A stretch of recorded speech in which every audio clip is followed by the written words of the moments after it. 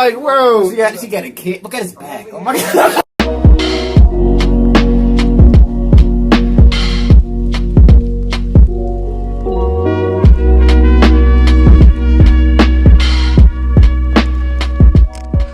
What's up, y'all? Welcome back to another reaction. This is why the U.S. is still segregated. People think segregation, they're thinking of like colored only, whites only signs, which was the case actually not that long ago, more than 60 years ago, 50 years ago. It's one old lady away, you know what I mean? It's not like, I think my grandma may have experienced some type of run-ins with segregation. I think she talked about it before, you know what I mean? But yeah. I think they're going to really get into like the redlining, of how like they strategically put these black communities in places that were near more harsh environments, near factories, near, in the more slummier places where, you don't have access to certain, things like fresh water, clean air. You can look at Michigan. Is a very good example. Their water is horrid, brown, rusted. Like they can't even drink it because it's like so like poison.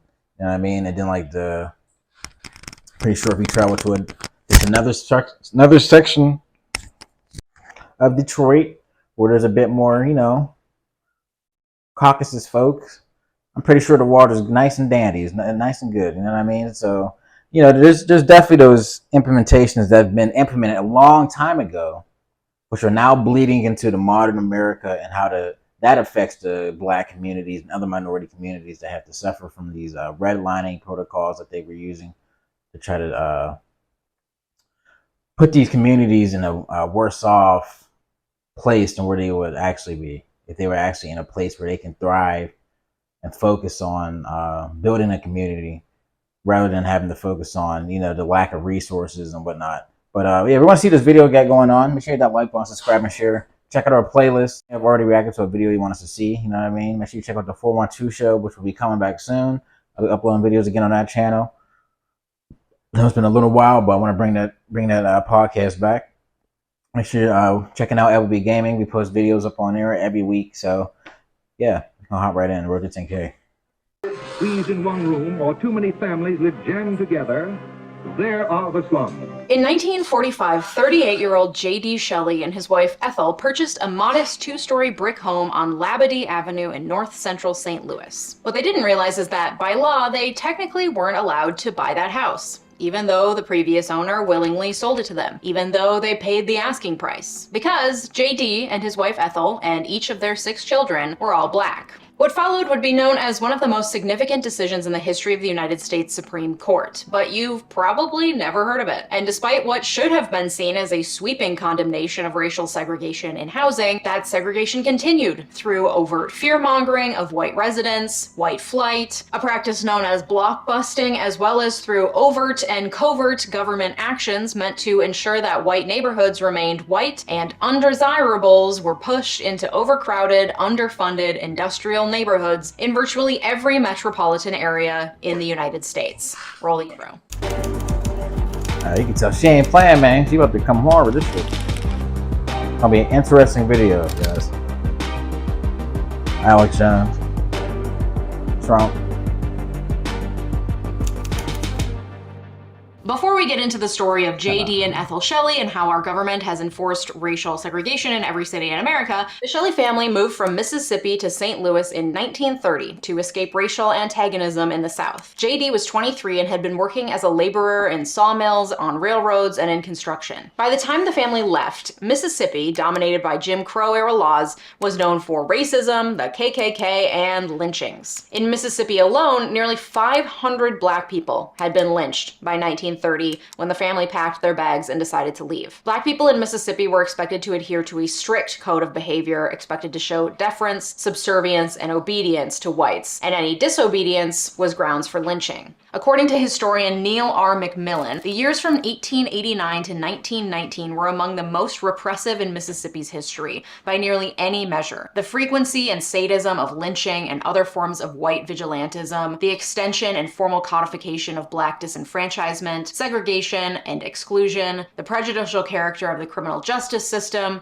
and the prevalence of peonage. It was in this context that JD and Ethel Shelley left Mississippi, hoping for better treatment and more safety for their 6 children in St. Louis, Missouri. This safety was, of course, relative. Missouri had only experienced 60 reported lynchings compared with Mississippi's 500. But St. Louis still had laws and ordinances that enforced segregation, including bans on interracial marriages and relationships and segregated schools. St. Louis was further segregated not by explicit laws and regulations, but by private residential agreements. The Supreme Court had outlawed racially restrictive ordinances in 1917, meaning cities couldn't overtly bar black people from living in white neighborhoods and vice versa. But that's never stopped racists, has it? Now, they had many other ways of ensuring that neighborhoods remained segregated. One way was by adding what are called restrictive covenants to their deeds when building and selling houses. You learn about restrictive covenants in the first year of your property law class in law school. They are rules that the owner of a property can impose on subsequent owners. Sometimes they're pretty innocuous, like no subsequent owners of this property can plant apple trees anywhere on said property.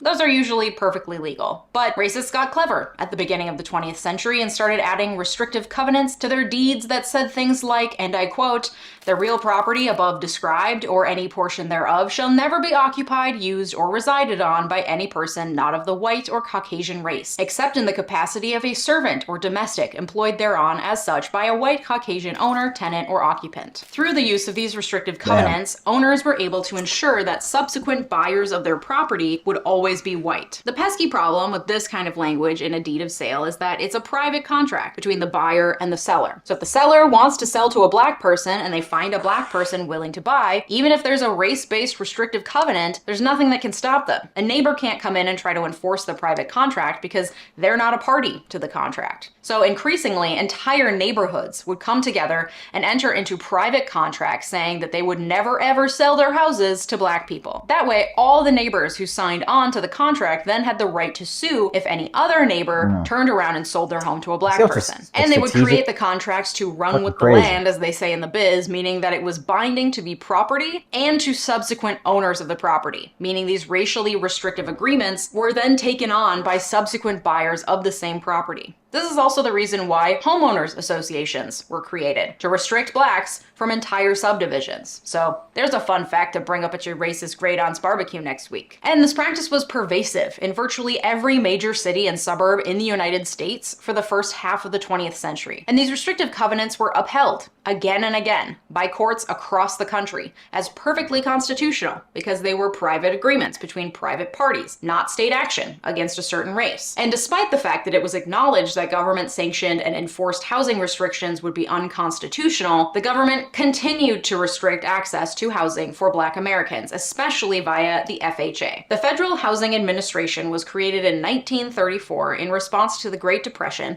to allow the U.S. government to help fund the purchase of housing, thus creating desperately needed construction jobs and helping people who had been flattened by the Depression get back on their feet and purchase property. The way the FHA worked is by using government funds to ensure private bank mortgages that covered 80% of purchase prices and had terms of 20 years. Because the FHA is the one insuring the mortgage on the house, the FHA then insisted on doing its own appraisal of the property to make sure that the loan had a low risk of default. That's what insurers do. They see whether the risk is high or low, and they prefer to insure lower risk things because then they get to...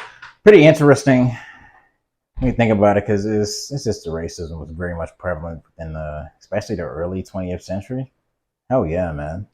This is when you see the practices of like eugenics and stuff really become popular, like racial theory, racial science, and it's being picked up by guys, not even like on the street. These are like politicians and academics who are pushing this type of thinking. And, not everyone was necessarily thinking of racism racially, but it was almost like just a cultural thing. It was an American thing at that point. Race played such a pivotal role in how the status quo was operated, especially in certain sections of the United States, the South and whatnot. There's always been a degree of keeping the blacks at a lower tier than whites. You can't deny that. You just really can't. FBI, multiple presidents, CIA, going into black neighborhoods, introducing drugs, killing our leaders, doing things like this. Eventually that kind of snowballs into an effect of where like you're kind of just setting up a race to implode on itself. And then like when you propagandize this image out to the world, they're like, oh, these people are savages and beasts. And it's like it's people don't know the backdrop and the context of like why our community has led into what it is now. There's a lot of things that is within it that we can begin to question, begin to think for ourselves, and stop trying to rely on the government or these other political parties who pretend to care about us. No, we need to get back to that community, get back to caring about each other.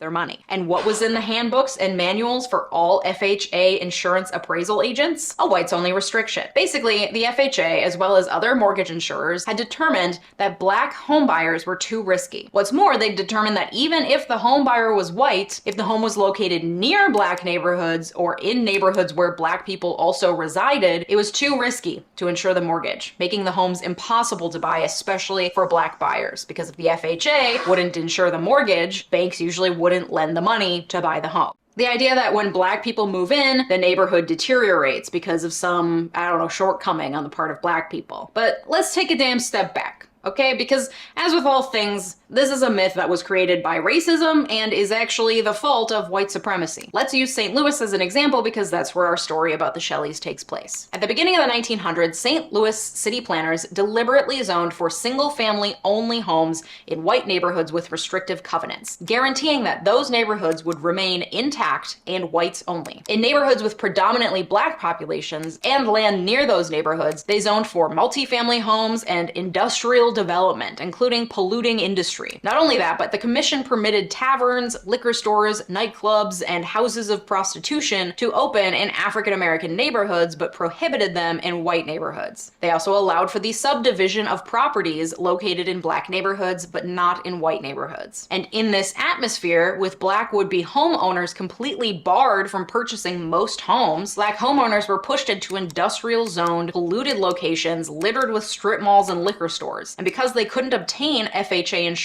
loans to buy the few homes available to them, they often had to rent out rooms or live together with family members and overcrowd what little housing was available to them. And when those houses inevitably began to break down from overuse, they didn't have the funds to repair the houses, leading to the perception that black people degrade the value of neighborhoods, when in fact, they were simply surviving in the squalor that white supremacy made for them. It was in this reality that the Shelley family attempted to find a home to purchase in St. Louis. They worked with a real estate agent who was recommended to them by their pastor, and he found them a house in a white neighborhood where the seller was willing to sell to them as a black family. They bought the house and moved in. However, unbeknownst to the Shelleys, in 1911, a restrictive covenant was placed on the house between the surrounding houses, and it was still attached to their home. It said, and I quote, "Hereafter, no part of said property or any portion thereof shall be, for said term of 50 years, occupied by any person not of the Caucasian race, it being intended hereby to restrict the use of said property for said period of time against the occupancy as owners or tenants of any portion of said property for resident or other purpose by people of the Negro or Mongolian race." End quote. And then Louis Kramer, a homeowner whose property was part of the restrictive covenant, sued the Shelleys to evict them from their home and get the court to declare the sale of the home to the Shelleys as a breach of the legally binding restrictive covenant.